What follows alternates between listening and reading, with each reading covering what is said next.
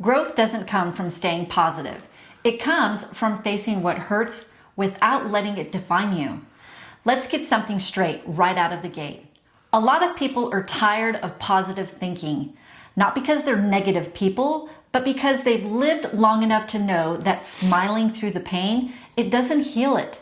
There's a new wave in psychology right now, what they call second wave positive psychology.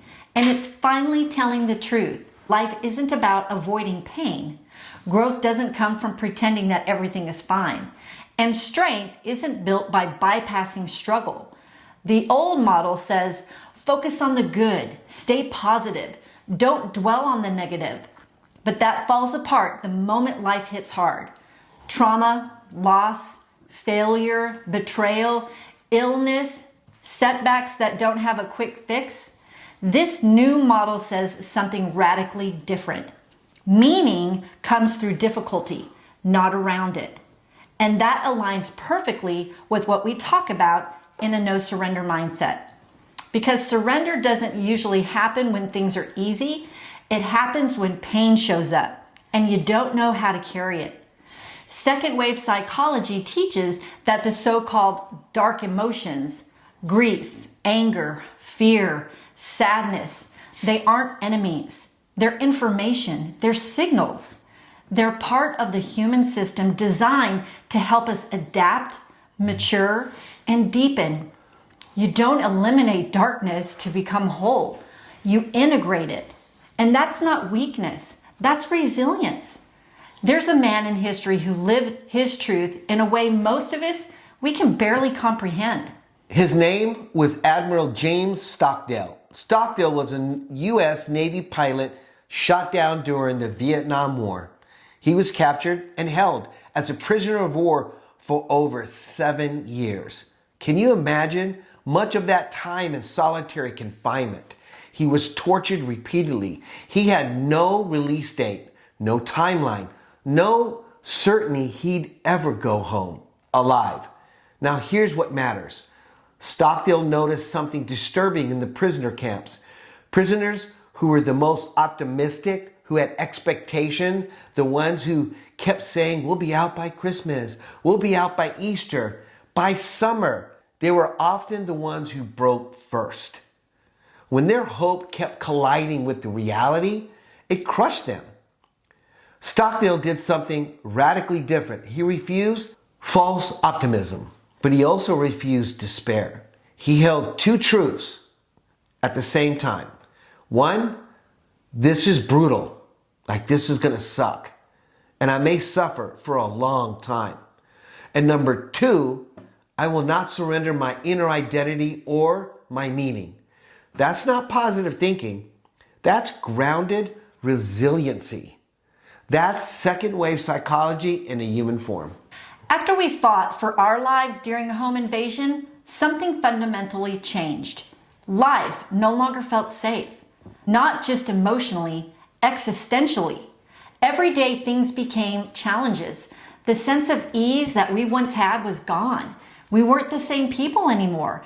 And no one prepares you for that part, the quiet realization that you can't simply return to who you were before. People meant well. They encouraged us to just stay positive. And we tried. We weren't new to personal development. We understood mindset, discipline, and growth. But trauma has a way of putting all of that on pause. Panic attacks, PTSD, flashbacks, a nervous system that wouldn't shut off.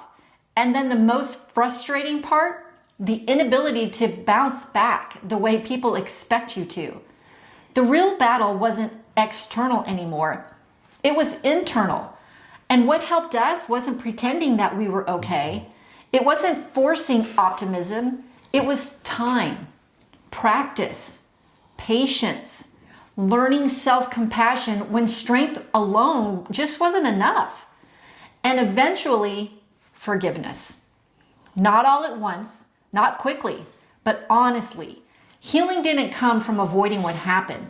It came from learning how to live with the truth of it, without letting it own us. This is where I want to be very clear, because this really matters. What Lisa just shared isn't a story about triumph through toughness. It's not meant to inspire admiration. It's an example of something second wave positive psychology is now confirming with precision. Growth does not come from avoiding pain. It comes from integrating it into the moment. Avoidance looks like rushing the process.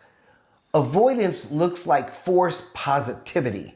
Avoidance looks like telling yourself, I should be over this by now. Integration is different. Integration is allowing the reality to be real without letting it define your identity. That's what this new psychology teaches. Suffering by itself doesn't create growth. Pain alone doesn't make you stronger. Meaning making does. Reflection does. Honest engagement does. And we need to say this clearly. Trauma is not a gift. Pain is not something to glorify. Suffering does not make you a superior being. This didn't make us special. It made us very honest and raw. Honest about the limits we had. Honest about healing taking time.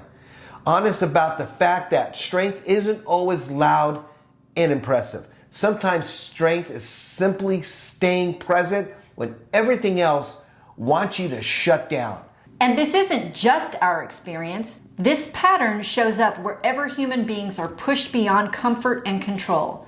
When illusion collapses, meaning becomes the difference between breaking and enduring. History doesn't remember the people who avoid pain. It remembers the one who faced it without surrendering their inner ground. You see, Admiral James Stockdale was one of them. Stockdale later described his survival philosophy as living without illusion while maintaining an unwavering faith in eventual meaning. Psychologically, we now understand why that mattered. The human mind breaks when reality is denied, but it strengthens when reality is faced and interpreted through purpose.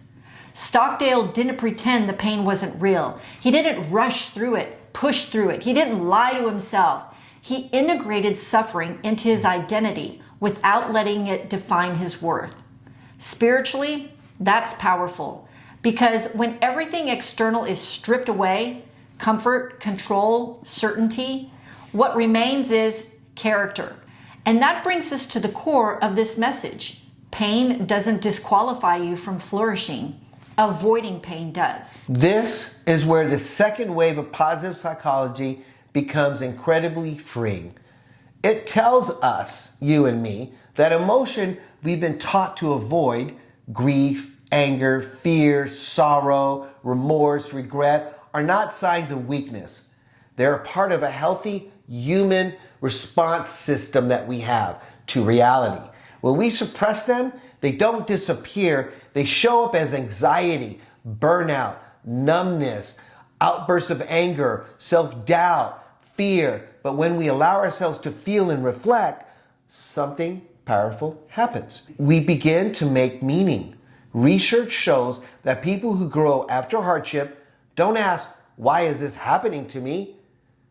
They ask, what does this call me to become? Spiritually, this is where depth is born. Stillness, honesty, humility. Suffering has a way of stripping away who we pretend to be and revealing who we really are. And when you stop fighting that process, you don't just survive, you actually mature.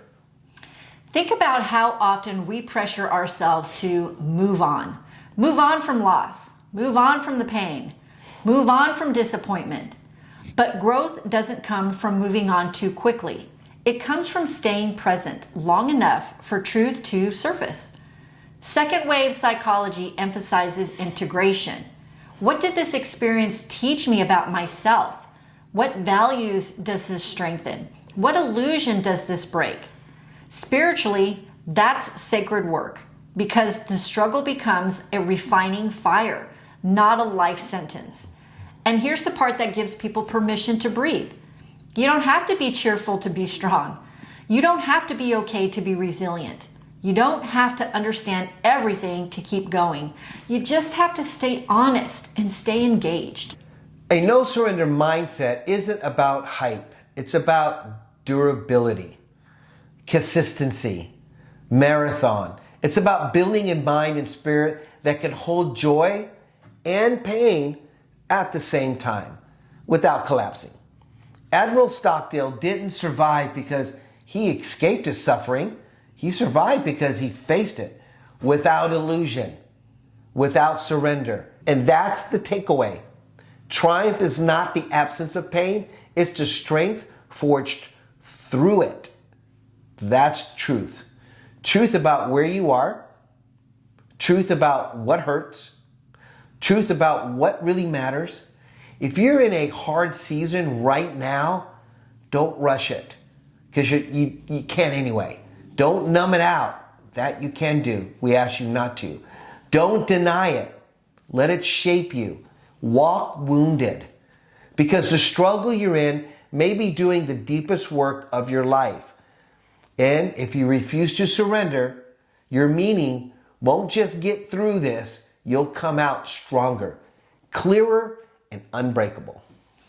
We've been building something that walks parallel to your life called ANSM, teaching others how to embrace a no surrender mindset so that you can rise stronger, lead better, and live with purpose through adversity.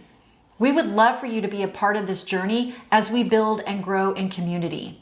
We have a free newsletter where you'll get weekly motivation, tools, mindset insights, and uplifting messages designed to help you strengthen that inner voice, as well as updates on the exciting things that we have coming around the corner for you.